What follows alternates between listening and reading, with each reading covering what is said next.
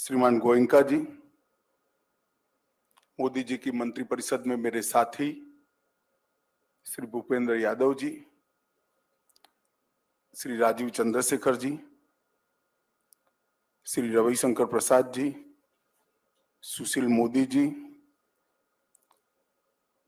Rajkamal Jha ji, Bharatiya Janata party के media के प्रभारी श्री अनिल बलूनी जी,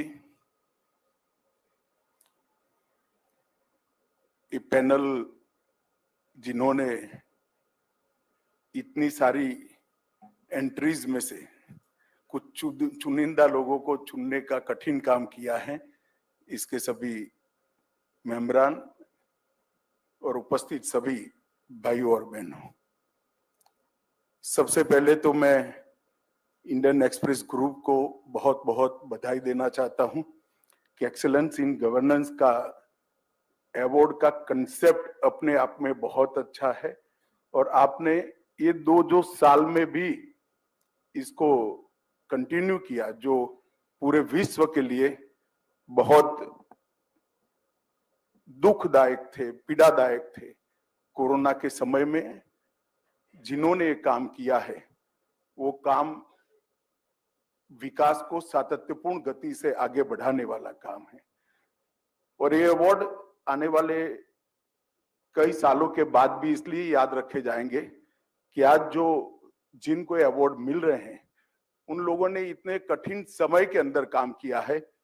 उस वक्त गुड गवर्नेंस के पैरामीटर्स को संभालना बहुत दिक्कत वाली बात थी, क्योंकि प्रायोरिटी व्यक्ति की जान बचाना होता है, प्रायोरिटी क्राइसिस मैनेजमेंट होता है, तब गुड गवर्नेंस के सारे पैरामीटर्स को भी छूना भी असंभव होता है।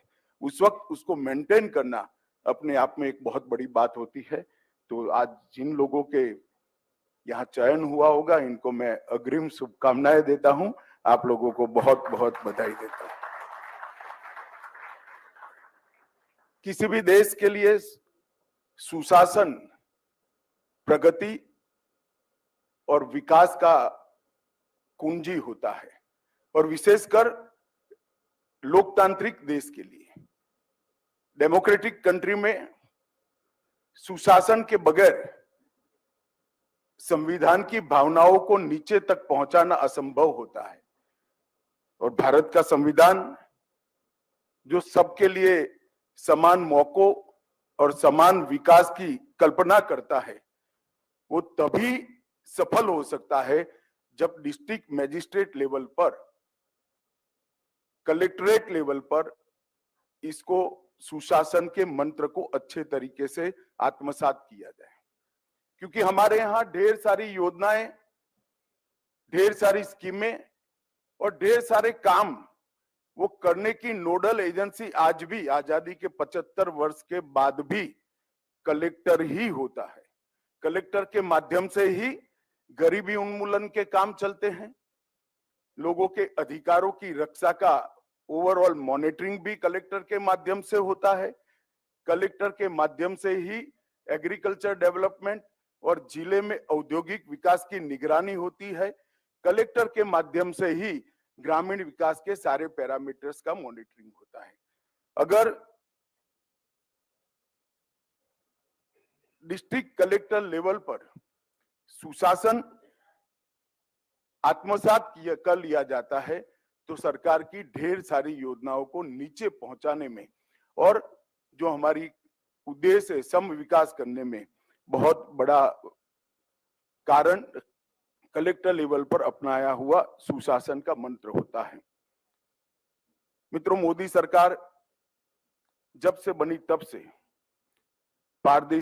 पारदर्शिता और जवाबदेह प्रशासन, ये दोनों मुद्दों पर बहुत सारा काम किया है और ये दोनों मुद्दों के साथ साथ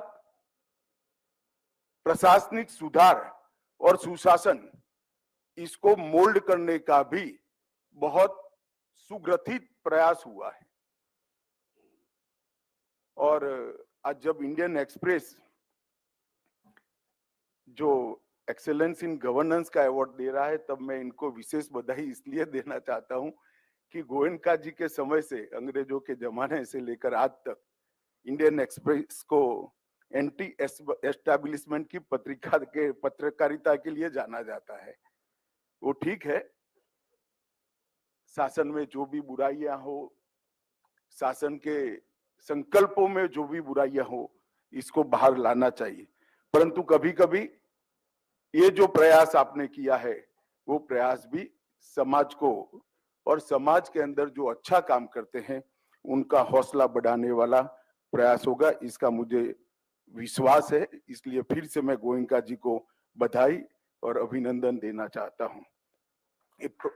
हो सकता है कुछ लोगों को लगे कि प्रोत्साहन का छोटा सा तरीका है, परंतु यह पुरस्कार निश्चित ही सर्वोत्तम प्रथाएं जो बनी है उसको प्रचारित करने के लिए, इनोवेशन, लीडरशिप, इसमें से सीख लेने के लिए बहुत बड़ा माध्यम ये अवार्ड्स बनने वाले हैं, इसका मुझे विश्वास है। आज जब मैं आया तब कार्यक्रम की शुरुआत हम सब ने रामनाथ गोयनका जी की स्मृति में जो इंडियन एक्सप्रेस ग्रुप ने एक फिल्म बनाया है उससे उसको देखा। फिल्म देखकर जो गोयनका जी के योगदान को जानते हैं वो सभी मानेंगे कि फिल्म बहुत छोटी थी, गोयनका जी का योगदान बहुत बड़ा था।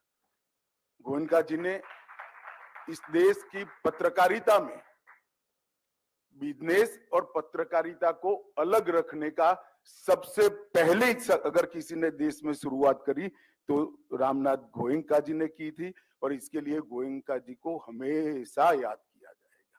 कई मौकों पर निर्भीकता के साथ, निडरता के साथ, किसी भी प्रकार की कटुता के बगैर, आइडियोलॉजी के प्रेजुडिस के बगैर सच बात को जो देश के हित में नहीं है उसको उजागर करने में वो कभी पीछे नहीं हटे। ढेर सारी व्यक्तिगत कठिनाइयां, उनके बिजनेस पर भी कठिनाइयां आई, सरकार का खौफ, कोप दोनों को भोगना भी पड़ा, परंतु वो कभी भी पीछे नहीं हटे।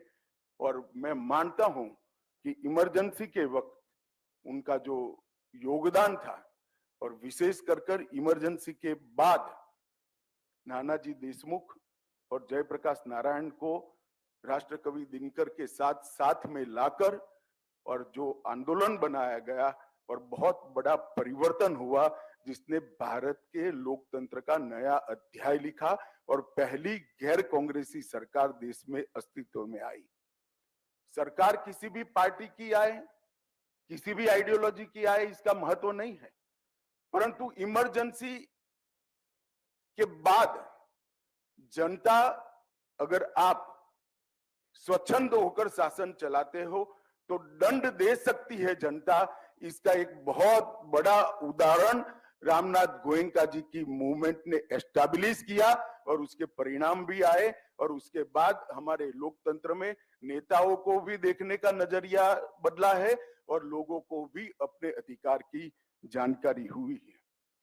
महात्मा गांधी के आंदोलन से लेकर इमरजेंसी तक हर वक्त देश के लिए कभी भी कुछ करने का मौका आया, चाहे वो 1942 का आंदोलन हो, चंपारण का सत्याग्रह हो या आपातकाल में प्रतिबंध लगाने की घटना हो, हर वक्त उन्होंने कभी भी निर्भीकता को नहीं छोड़ा और भारत प्रथम ये एजेंडा को भी उन्होंने नहीं छोड़ा।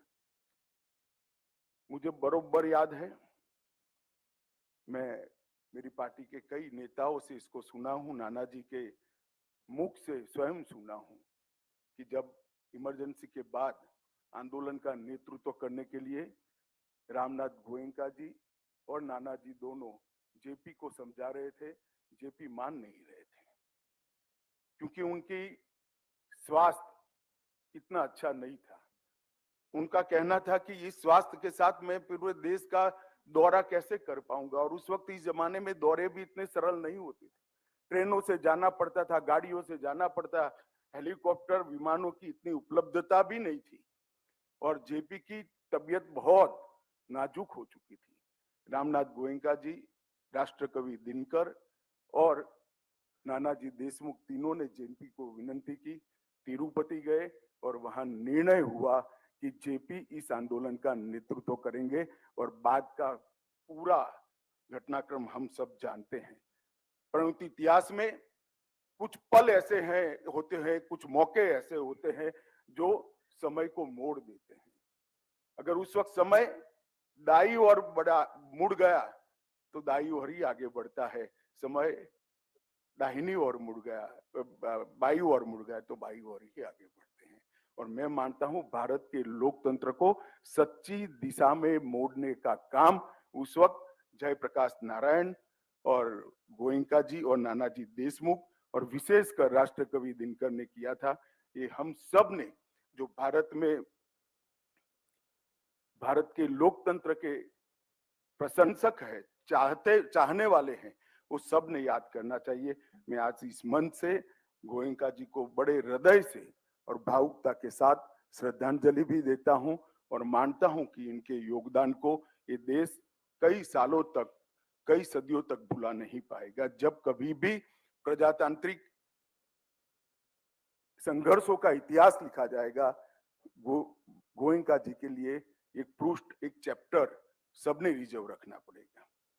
मित्रों, जब आज हम यहाँ पर सुशासन के लिए बात करने के लिए इकट्ठा हुए हैं और विशेषकर ढेर सारे डिस्ट्रिक्ट मजिस्ट्रेट ने, कलेक्टर्स ने अपने अपने जिले में जो एक्सपेरिमेंट किए हैं, वो एक्सपेरिमेंट का इवेल्यूशन कर उनको पुरस्कृत करने के लिए खड़े हुए हैं, तब मैं सुशासन पर भी बात करना चाहता हूं।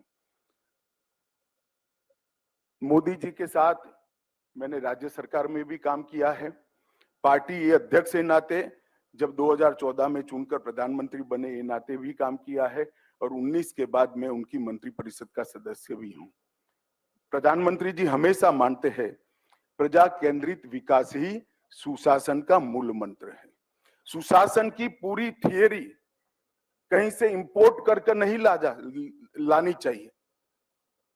यहाँ की स्थितियों का ध्यान रखकर, यहाँ की जनता की स्थिति का इवेल्युएशन कर हमारे सुशासन के मॉडल हमें खुद गढ़ने पड़ेंगे। अगर कहीं से इंपोर्ट कर लाएंगे, कोई 2 करोड़ की आबादी के देश का, कोई 3 करोड़ की आबादी के देश का, कोई 10 करोड़ की आबादी के देश का, और इतनी विविधता वाले, इतनी भाषा, भूषा, खान पान अलग अलग जिस देश के हैं वहां थोपने जाएंगे तो विफल ही जाएगा, भले इसको हम स्वीकार करें या न करें। तो हमारा सुशासन का मॉडल हमने ही बनाना पड़ेगा और हमारे सुशासन के मॉडल को बनाने के लिए नीचे से चिंतन कर सुझाव ऊपर तक आए और ऊपर इतना खुलापन हो, छोटे के छोटे व्यक्ति के सुझाव को मानकर सुशासन के मॉडल को गढ़ने की, बनाने की प्रक्रिया हो। और मॉडल सर्वस्पर्शीय होना चाहिए। सुशासन के मॉडल ऐसा होना चाहिए जो हर एक नीचे से नीचे तबके के व्यक्ति को छूने वाला हो और सर्वसमावेशक होना चाहिए, जो जिस मॉडल में सभी का समावेश होता हो। इस देश में अनेक प्रकार के जिले हैं, कुछ सागर किनारे के जिले हैं, कुछ वनांचल के जिले हैं, कुछ पहाड़ों की चोटी पर बसने वाले जिले हैं, कुछ हिमालयन स्टेट्स के जिले हैं और कुछ दुर्गम जंगलों के अंदर फंसे हुए जिले। इस सब का मॉडल एक नहीं हो सकता, प्रायोरिटी भी एक नहीं हो सकती। तो मॉडल सर्वस्पर्शीय, सर्वसमावेशक और स्थानीय स्थिति को देखकर मॉडल बनाना चाहिए। कोई एक मॉडल इस देश के हर जिले का विकास नहीं कर सकता, परंतु कुछ मूलभूत चीजें निश्चित तय हो सकती है। जैसे मॉडल कैसा हो, तो वो भ्रष्टाचार मुक्त शासन देने वाला हो, पारदर्शी शासन देने वाला हो। मैं भ्रष्टाचार मतलब करप्शन कहता हूं और पारदर्शी शासन मतलब नीतियों के बारे में पारदर्शिता होनी चाहिए, नीतियां सुस्पष्ट होनी चाहिए, स्पष्ट रूप से व्याख्यायित होनी चाहिए, मूलभूत समस्या का समाधान करने वाला मॉडल होना चाहिए, जवाबदेही और संवेदनशीलता दोनों से युक्त मॉडल होना चाहिए। रिस्पॉन्सिबिलिटी भी इसके अंदर फिक्स होनी चाहिए और इसके अंदर संवेदनशीलता भी होनी चाहिए। नवाचार, इनोवेशन का भी उपयोग कर समस्या के समाधान के दिशा में जाना पड़ चाहिए और स्थायित्व होना चाहिए। मॉडल, जब तक वो समस्या का समाधान नहीं होता है, वो जिला पूर्ण रूप से विकसित नहीं होता है, तब तक उसमें स्थायित्व पद्धति का भी हो, लक्ष्यों का भी हो और अचीवमेंट का भी हो। स्थायित्व भी इसके अंदर होना चाहिए और मॉडल इस प्रकार का होना चाहिए जिसमें सरकार पर लोगों का विश्वास हो और लोगों पर सरकार का विश्वास हो। मतलब सहभागिता सरकार की और जनता की दोनों की करे बगैर कोई सुशासन का मॉडल सफल नहीं हो सकता है। इसके आधार पर ही हमारे देश के मॉडलों को हमें गढ़ना पड़ेगा। मित्रों, अब तक देश ने 15 प्रधानमंत्री और 22 सरकारें देखी हैं। सभी ने अपने अपने क्षमता के हिसाब से, समय की अनुकूलता के हिसाब से, उपलब्ध संसाधनों के हिसाब से और सामने आई हुई चुनौतियों को सामना करते करते इस देश को आगे ले जाने का प्रयास किया है। हम कभी ऐसा नहीं सोच सकते हैं कि विकास या देश को आगे बढ़ाने का काम कोई एक व्यक्ति या एक सरकार, सबने अच्छी भावना के साथ देश को आगे बढ़ाने का प्रयास किया है। इसको हमें स्वीकार करना चाहिए।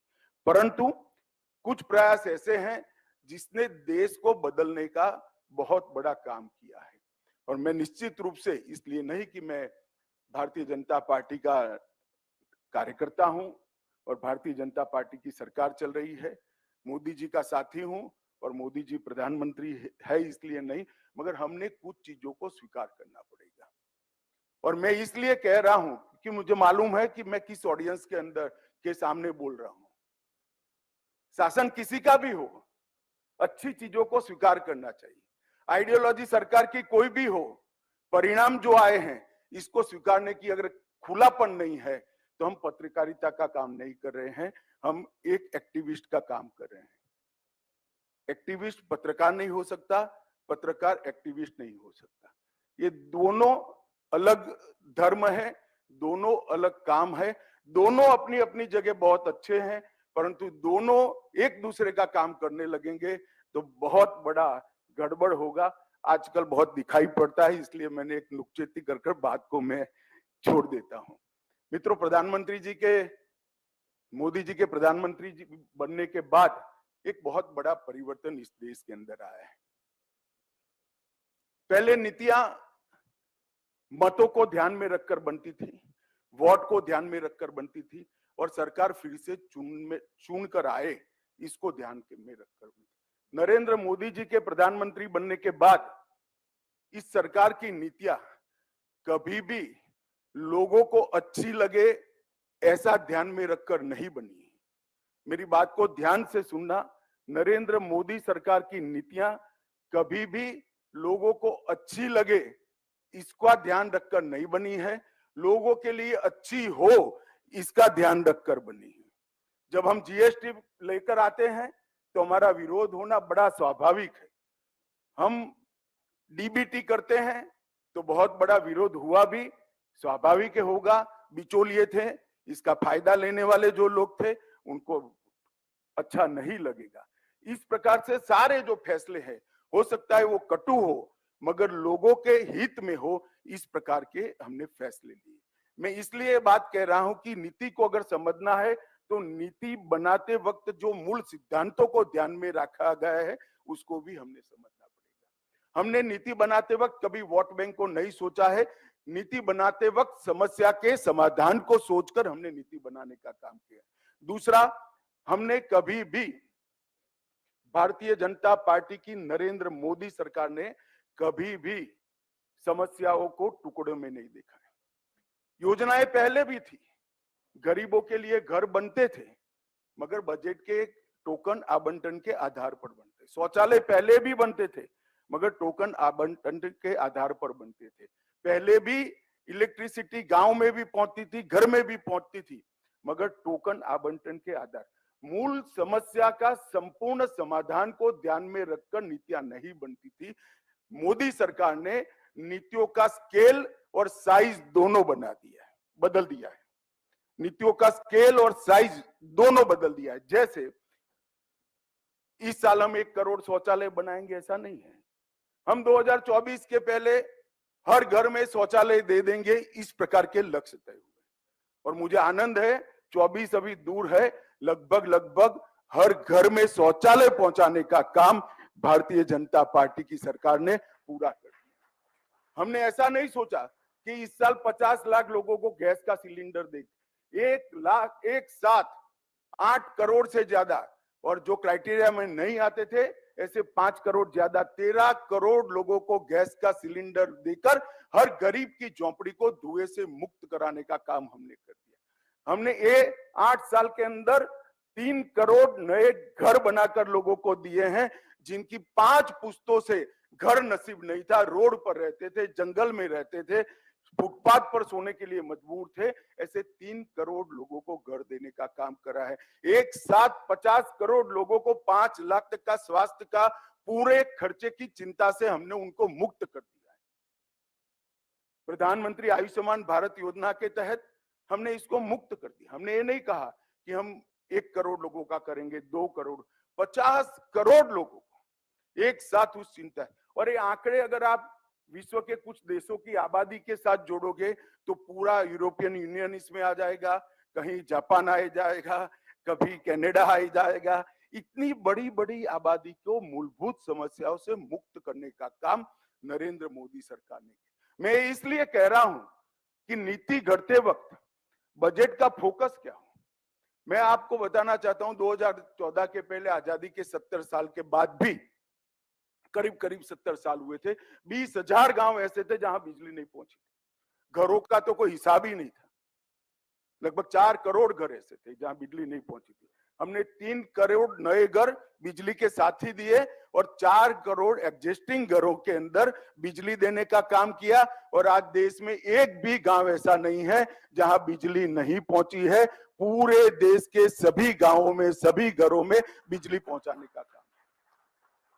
तो नीति बनाते वक्त नीति का सातत्य, संसाधनों की उपलब्धता और साइज और स्केल बदलकर पूरी समस्या से मुक्ति करने का अप्रोच नरेंद्र मोदी सरकार ने लाया है। और मैं मानता हूं इससे बहुत बड़ा फर्क हुआ है।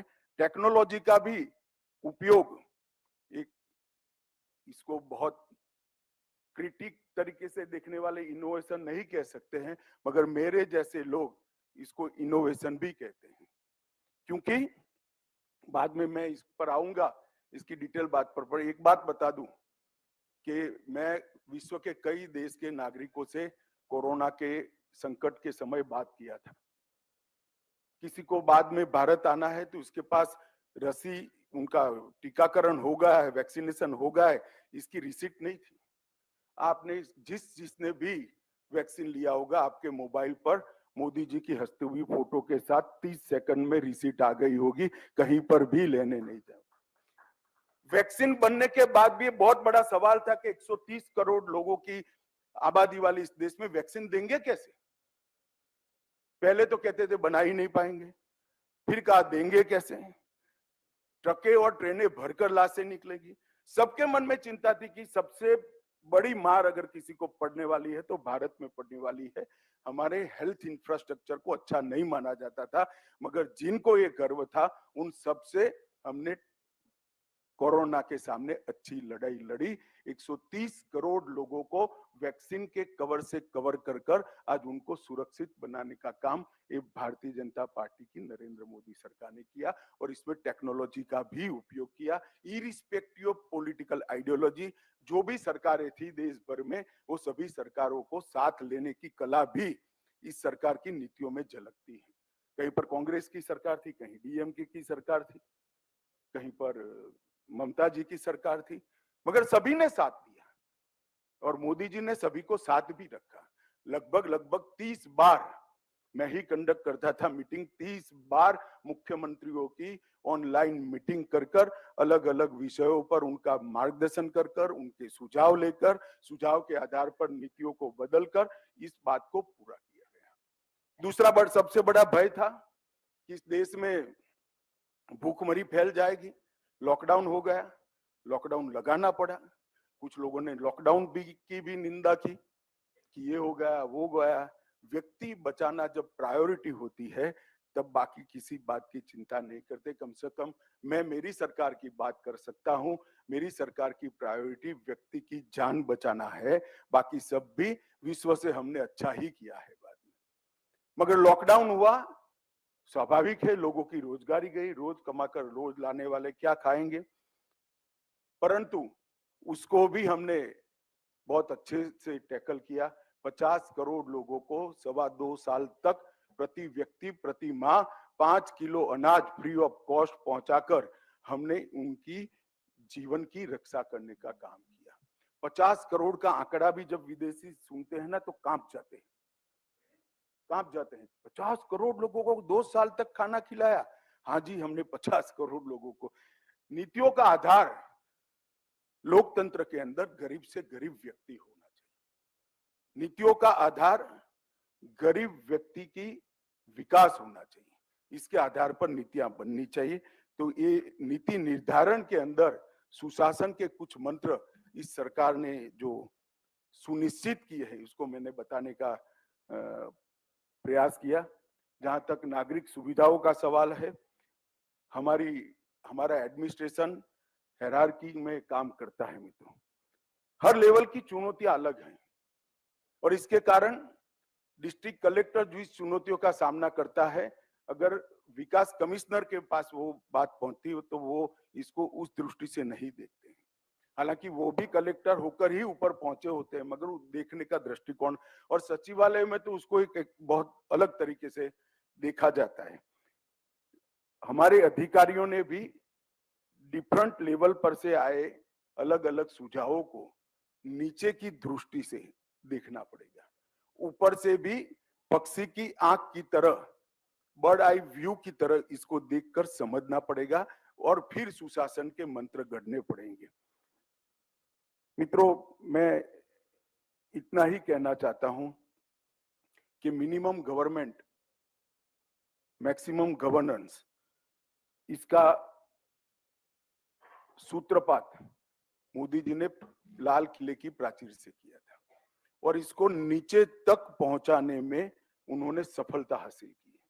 अगर आप पूरी बात को बारीकी से देखेंगे तो इसको नीचे तक जमीन पर उतारने में सफलता प्राप्त हुई है।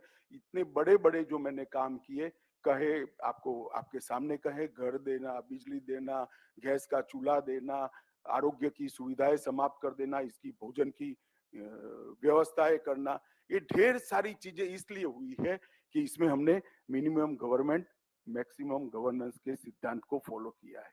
मित्रों, इसके लिए कुछ पैरामीटर्स तय करने के लिए जो मूल बिंदु तय किए गए हैं वो 4 थे।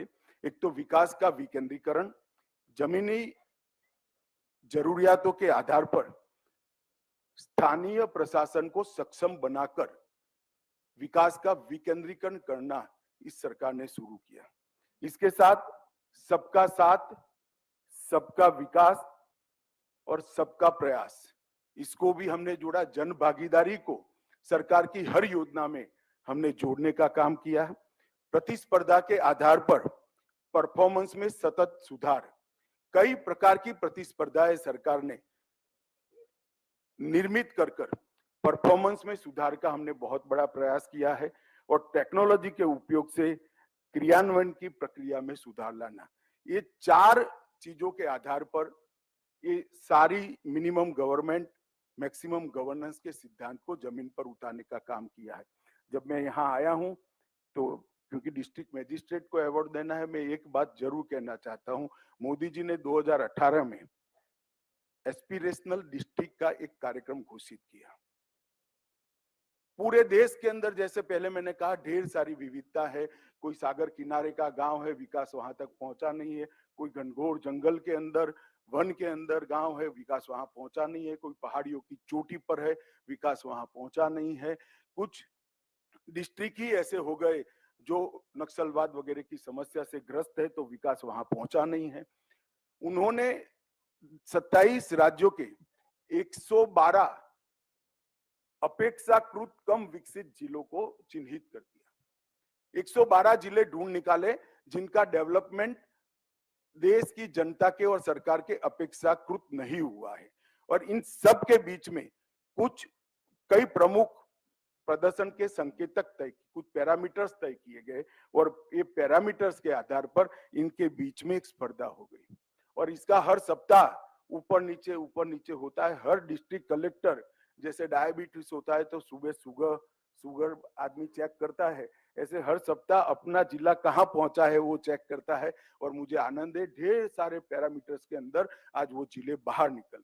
इसके लिए मूलभूत 5 बेसिक सिद्धांत तय किए गए: स्वास्थ्य और पोषण, शिक्षा, कृषि और सिंचाई, वित्तीय समावेशन और बेसिक इंफ्रास्ट्रक्चर।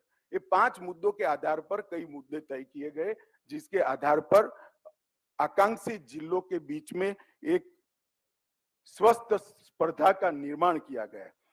और आज मुझे कहने में कोई संकोच नहीं है क्योंकि वो सब कुछ ऑनलाइन है, नीति आयोग के पोर्टल पर आप इसको देख सकते हैं। अधिकांश आकांक्षी जिलों में एस्पिरेशनल डिस्ट्रिक्ट के अंदर घरेलू बिजली के कनेक्शन समाप्त हो चुके हैं, व्यक्तिगत शौचालय समाप्त हो चुका है, बच्चे के स्वास्थ्य और पोषण के अंदर बहुत बड़ा सुधार, गुणात्मक परिवर्तन, अभी अपेक्षाकृत नहीं है मगर गुणात्मक परिवर्तन आप देख सकते हैं। बच्चों के, मैं कोविड के वैक्सीनेशन की बात नहीं कर रहा, सभी प्रकार के बच्चों के वैक्सीनेशन को लगभग 90% से आगे ले जाने में सफलता मिली है। और ये पूरा काम जो हुआ इसके लिए 3 C के आधार पर नीति तय की गई: कन्वर्जेंस, केंद्र और राज्यों की स्कीमों के बीच में अंतर्विरोध ना हो इस पद्धति से स्कीमों का बनाना, कोलैबोरेशन, केंद्र और राज्य के अधिकारी हर लक्ष्य को इंप्रूव करने के लिए साथ में काम करेंगे, और कंपटीशन, और अपने आप को, अपने जिले को और डिस्ट्रिक्ट कलेक्टर को स्वयं को एक जुनून, एक जज्बा जगता है कि मैं मेरे जिले को आकांक्षी जिलों के लिस्ट से बाहर निकाल दूं, अच्छे जिले में ले जाऊं। इसने परिणाम दिया है और इसके बहुत कुछ अच्छी प्रैक्टिसें भी हुई हैं। मैं कुछ बात यहाँ जरूर बताना चाहता हूँ क्योंकि गुड गवर्नेंस को हम लोग जब देखते हैं तो दिल्ली के गलियारों में ढूंढते हैं, दिल्ली के सेक्रेटेरिएट में ढूंढते हैं, यहाँ ढूंढने की जरूरत नहीं है, गांव में जाकर गुड गवर्नेंस को ढूंढना चाहिए। झारखंड में जो उग्रवादी प्रभावित जिला है लोहरदगा, उसमें माता मृत्यु दर आधे से ज्यादा कम करने में सफलता मिली है। राजस्थान के करौली, अरुणाचल प्रदेश का नामसाई और त्रिपुरा का धलाई, ये 3 जिलों में जैसे इंस्टीट्यूशनल डिलीवरी 40% से बढ़कर, एवरेज 40% से बढ़कर 90% से ज्यादा हुई है। उत्तर प्रदेश में एवरेज 53% थी, आज 85% तक पहुंची है।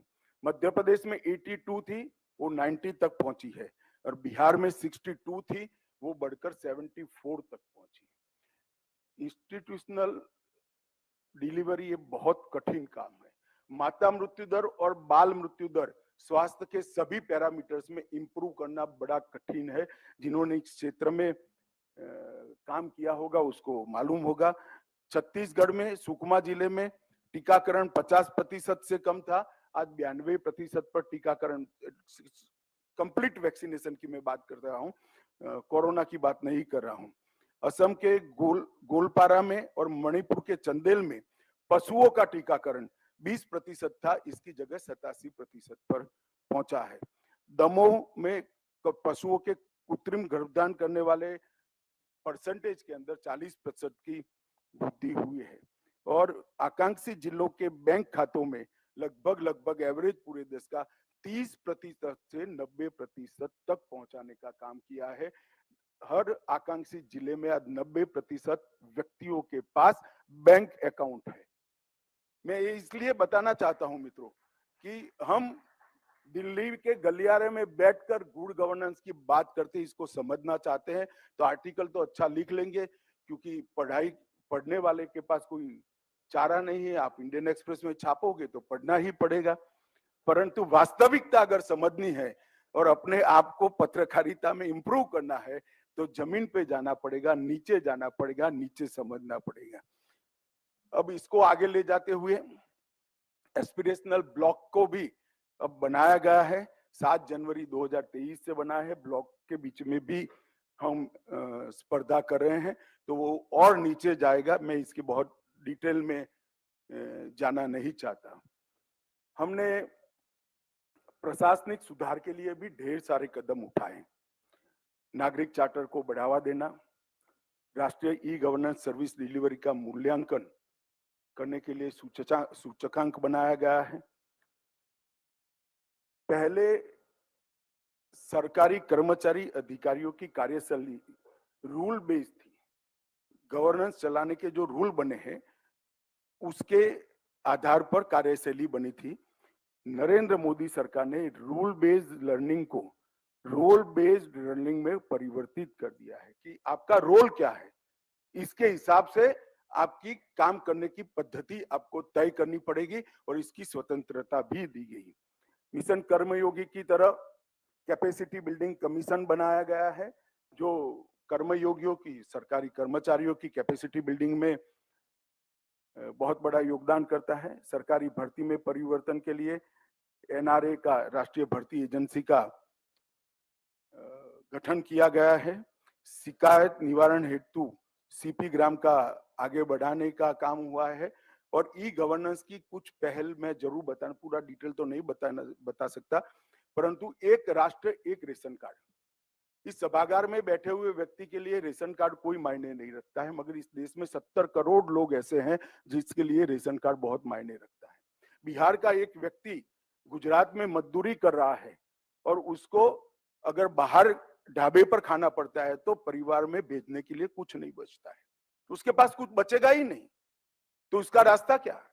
तो सरकार 2 रुपये में गेहूं देती है। एक ही कार्ड ऑनलाइन ऑपरेट होता है। 5 किलो गेहूं देते हैं तो 1.5 किलो वो वहां गुजरात में लेकर अपनी रोटी बनाकर खाता है और 3.5 किलो गेहूं वो वहां उसके परिवार वाले ले लेते हैं। तो हमने एक राष्ट्र एक रेशन कार्ड और ई रेशन कार्ड बनाया। थंब इंप्रेशन से आप एक व्यक्ति को 5 किलो अनाज देते हैं तो वो व्यक्ति अपना 5 किलो अनाज वहां लेकर परिवार के बाकी लोग अपने गांव में से ले लेते हैं। कितनी बड़ी सुविधा एक गरीब व्यक्ति को मिलती है, हम कल्पना कर सकते हैं। मगर दुर्भाग्य की बात है, इसकी किसी ने नोट, मैं तो कोई आर्टिकल नहीं पढ़ाया आज तक। काफी सारे आर्टिकल पीआईबी वाले काट काट कर मेरे टेबल पर रोज भेजते हैं, परंतु मैंने नहीं पढ़ा है। पोस्ट ऑफिस को पासपोर्ट सेवा केंद्र बना दिया, पोस्ट ऑफिस को बैंक में कन्वर्ट कर दिया। आपका बैंक आपके द्वार के माध्यम से ढेर सारे बच्चे अब लैपटॉप लेकर आपके पास, थोड़ा दूर बैंक है तो इसको आपके गांव में आकर कमीशन लेकर आपका पैसा दे देते हैं। अब भारत सरकार ने प्रयास किया है कि हर 5 किलोमीटर के दायरे में बैंक आ जाए और मैं आपको भरोसे से कहता हूं 2024 के पहले किसी भी व्यक्ति के 5 किलोमीटर की रेंज में बैंक या पोस्ट बैंक उपलब्ध होगा। ये भारत सरकार सुनिश्चित करिए। डिजिटल लॉकर, ई अस्पताल, भीम ऐप, उमंग ऐप, ढेर सारी चीजें ई गवर्नेंस की पहल से हमने लोगों की दिक्कतों को समाप्त करने का काम किया है। और इस सब का परिणाम क्या है, मैं व्यक्तिगत जीवन में क्या परिवर्तन आया इसमें बहुत जाना नहीं चाहता क्योंकि बहुत कम लोगों को इसमें इंटरेस्ट होगा। मैंने फिर भी आगे कुछ बता ही दिया है, परंतु देश के चित्र में क्या परिवर्तन आए हैं। हमने लक्ष्य रखा है कि 2047 तक जब देश की आजादी की शताब्दी मनाई जाएगी तब भारत संपूर्ण विकसित राष्ट्र बनकर दुनिया के सामने खड़ा हो। ये हमने एक संकल्प लिया है, एक लक्ष्य रखा है। 2025 तक भारत की इकोनॉमी को 5 ट्रिलियन अमेरिकी डॉलर वाली अर्थव्यवस्था बनाने का हमने सुनिश्चित किया है। और मैं इसलिए संभव है कह सकता हूं 2014 में जब हमारी सरकार, अटल जी 11वें नंबर पर छोड़कर गए थे, जब एनडीए की सरकार थी 2004 में 11वें नंबर, 4 से 14 तक 11वें नंबर पर बनी रही, गोता नहीं खाया, बड़ी भी नहीं, अपने जगह पर बैठी रही। और 2014 से 2023 के जनवरी तक वो 11वें नंबर से 5वें नंबर पर हमारी अर्थव्यवस्था विश्व में पहुंची है। मैं मानता हूं ये बहुत बड़ी उपलब्धि है। अर्थव्यवस्था के छलांग लगाने का जो इतिहास है इसमें सबसे बड़ी और कम समय की छलांग है, मगर इसका भी शायद बहुत कम लोगों ने नोट लिया है। IMF ने अभी अभी कहा कि भारत डार्क जोन में एक ब्राइट स्पॉट है। 2023-24 का हमारा अनुमान विकास दर का 6.1 है, जो पूरे G20 कंट्रीज में सबसे ज्यादा है। मॉर्गन स्टैनली ने 2027 तक एक अनुमान लगाया है, बड़ी रेप्यूटेड इन्वेस्टमेंट मैनेजमेंट कंपनी है, उसने एक अनुमान लगाया कि 2027 में भारत जापान और जर्मनी को छोड़कर दुनिया की तीसरे नंबर की सबसे बड़ी अर्थव्यवस्था बनेगा। ढेर सारे प्रोजेक्ट, लगभग 5000 से ज्यादा प्रोजेक्ट ऐसे हैं जो 30 साल, 40 साल, 15 साल और 10 साल पहले भूमि पूजन हुआ, परंतु उसका लोकार्पण, उद्घाटन नहीं हुआ था। हमने 5000 से ऐसे ज्यादा बड़े बड़े प्रोजेक्ट्स जो बीच अधर में छोड़े गए थे, कोई मॉनिटरिंग नहीं होती थी, प्रधानमंत्री स्वयं प्रगति कार्यक्रम के तहत खुद वीडियो कॉन्फ्रेंस पर बैठकर मुख्यमंत्रियों के साथ इसका मॉनिटरिंग करते हैं, गतिरोध दूर करते हैं। और ये 5000 प्रोजेक्ट आप कल्पना कर सकते हैं कितने हजारों करोड़ रुपया हमारा इन्वेस्ट हो गया, मगर परिणाम नहीं मिलता था और किसी को चिंता नहीं थी। कोई जागरूक पत्रकार ने भी इस पर कभी हो हल्ला नहीं करा, मगर हमने इसको पूरा किया है और लोकार्पण करने का काम भी कर दिया है। इस सरकार ने राजनीतिक स्थिरता, मैं बहुत विश्वास के साथ कह सकता हूं, भ्रष्टाचार मुक्त शासन, विकास उन्मुख नीतियां, इन्वेस्टमेंट फ्रेंडली एजेंडा और शांतिपूर्ण माहौल भी देने का काम नरेंद्र मोदी सरकार ने किया है। ढेर सारी चीजों में आज भारत नंबर 1 है। स्मार्टफोन डेटा कंजम्पशन में हम नंबर 1 है, ग्लोबल फिनटेक में नंबर 1 है, IT बिजनेस प्रोसेस आउटसोर्सिंग के डिस्ट्रीब्यूशन में आज हम नंबर 1 है। तीसरा सबसे बड़ा एविएशन मार्केट हम विश्व का बन चुके हैं। तीसरा बड़ा ऑटो मार्केट अभी अभी जापान को पीछे छोड़कर हम बन चुके हैं। PLI के माध्यम से 14 सेक्टर्स में 2.5 लाख करोड़ से ज्यादा इन्वेस्टमेंट आया है और अलग अलग सेक्टर में PLI के अलावे 4 लाख करोड़ का इन्वेस्टमेंट लाने का काम हमने किया है। अभी अभी green hydrogen mission, green hydrogen को हमने स्वीकृति दी है। प्राथमिक जो एप्लीकेशंस पड़ी है, इसी से 8 लाख करोड़ का निवेश ये 2 साल के अंदर एक ही फील्ड के अंदर आने वाला है। और जहां तक स्टार्टअप का सवाल है, 2014 में सिर्फ 4 भारतीय स्टार्टअप यूनिकॉर्न क्लब में थे। आज टोटल 70,000 स्टार्टअप बन चुके हैं और 100 स्टार्टअप यूनिकॉर्न क्लब में पहुंच चुके हैं। ये बताता है कि कितना बड़ा मंच इस सरकार ने युवाओं को देने का काम किया है। 2022 में $83 बिलियन का FDI आया है। एक्सपेंडिचर पर हमने फोकस किया है। एवरेज 22-23 का GST कलेक्शन 1.5 लाख को क्रॉस कर चुका है। गब्बर सिंह टैक्स जो कहते हैं, उनको ये जवाब है कि गब्बर सिंह टैक्स ने कितना बड़ा काम किया है। और UPI लेन देन, जो ऑनलाइन लेन देन के लिए बहुत महत्वपूर्ण है, लगभग 2022 में 13 लाख करोड़ रुपए के 782 करोड़ UPI ट्रांजैक्शन इस देश में हुए हैं, जो विश्व में सबसे ज्यादा है। मित्रों, मैं इसलिए बता रहा हूं कि सफलताएं किसी का चेहरा देखकर नहीं आती। सफलताएं प्रयास के आधार पर मिलती है, सुनियोजित प्रयास के आधार पर मिलती है। और प्रयास जब नीतियों के आधार पर होता है, सुशासन के आधार पर होता है, तो नीतियों का स्टडी करना चाहिए। जिस नीतियों ने देश में इतना बड़ा परिवर्तन लाया, देश के 60 करोड़ लोगों को बिजली, घर, दवाइयां, खाने पीने की चीजें, गैस का सिलेंडर, शौचालय, ये सारी चीजें देश के 50 करोड़ लोगों को देने का काम किया है। ये इतना बड़ा परिवर्तन शायद आजादी के इतिहास में कभी नहीं हो सकता। जिन डिस्ट्रिक्ट मैजिस्ट्रेट को आज ये पुरस्कार मिल रहा है, इन सबको मैं एक बात जरूर कहना चाहता हूं, पुरस्कार कभी कभी आलस और अहंकार का भी निर्मितीकरण है। पुरस्कार आगे बढ़ने के लिए एक कदम मानकर आगे चलना चाहिए और सारे के सारे कलेक्टर है इसलिए युवा हैं, तो मैं उनको कुछ कह भी सकता हूं। मित्रों, जो आपकी नींद न उड़ा दे वो स्वप्न नहीं होता है। स्वप्न ऐसा दिखना जो सालों तक आपको सोने न दे, और स्वप्न ऐसा देखना जिसमें कहीं आप न हो, कोई और हो। अगर दूसरों के लिए स्वप्न देखेंगे, दूसरों के लिए प्रयास करेंगे, देश के लिए स्वप्न देखेंगे, देश के लिए प्रयास करेंगे, तो निश्चित ही आत्मसंतुष्टि का जो भाव आएगा वो आपको कैबिनेट सचिव बनकर भी नहीं मिल पाएगा। ये बहुत बड़ी बात है, मेरा अनुभव है इस विषय में, इसलिए मैं आपको कहना चाहता हूँ। फिर से एक बार गोयनका जी को ये अवार्ड सातत्यपूर्ण तरीके से चलाएंगे, दूसरी बार दे रहे हैं, मगर कोरोना के साल में भी उन्होंने देने का काम किया, इसलिए मैं बहुत बहुत बधाई और शुभकामनाएं देता हूं।